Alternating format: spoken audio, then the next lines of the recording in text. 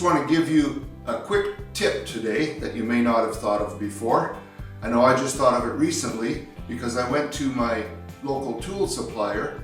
It was a Sunday and they were closed and I needed some T-slot track.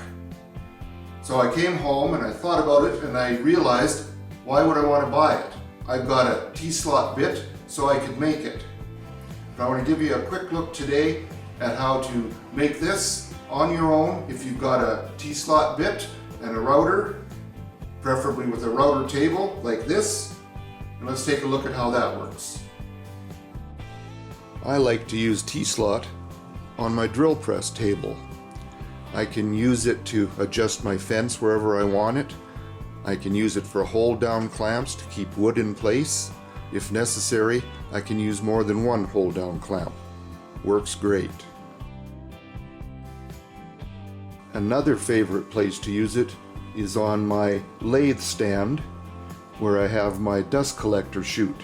As you can see, there's no track there. I made this myself and it makes it very easy to slide the dust collector chute back and forth to where I need to use it on the lathe.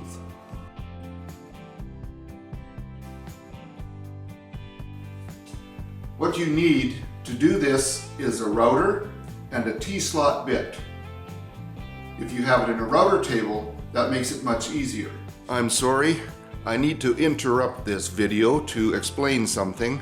I've been giving incorrect information throughout this video.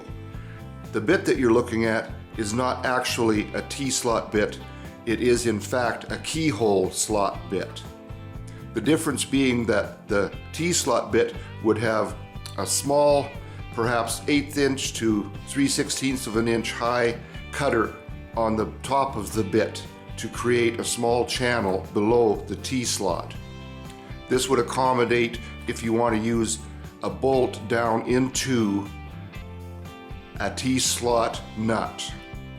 Sorry for misstating this, but I just wanted to clear that up. Thank you. But it's not necessary. You can run your router along the work you're doing using a guide, a straight edge of some kind, and do a plenty sufficient job.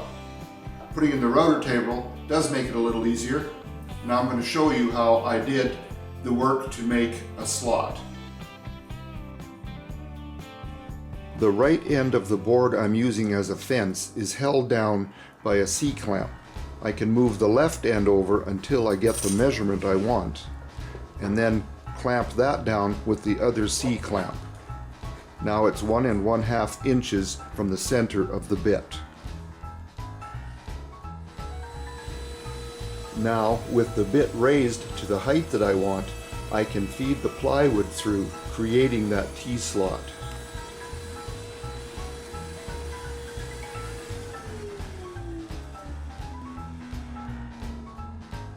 Trying to fit the T-bolt into the slot, I can see that the T-slot cutter is just slightly smaller than the bolt is. A few light taps with a hammer to readjust the distance, and I can do another cut, after which it will fit just perfectly.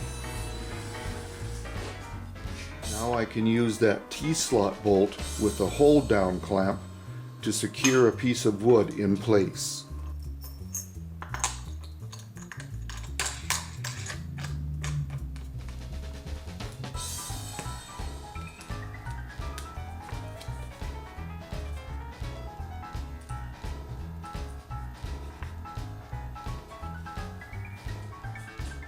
Well, that's all there is to that little tip.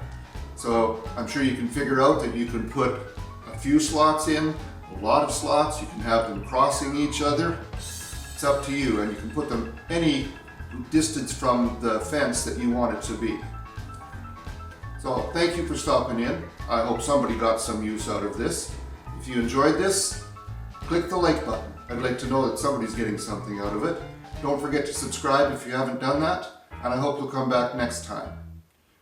In the meantime, have a great day in your shop and be safe. Bye-bye now.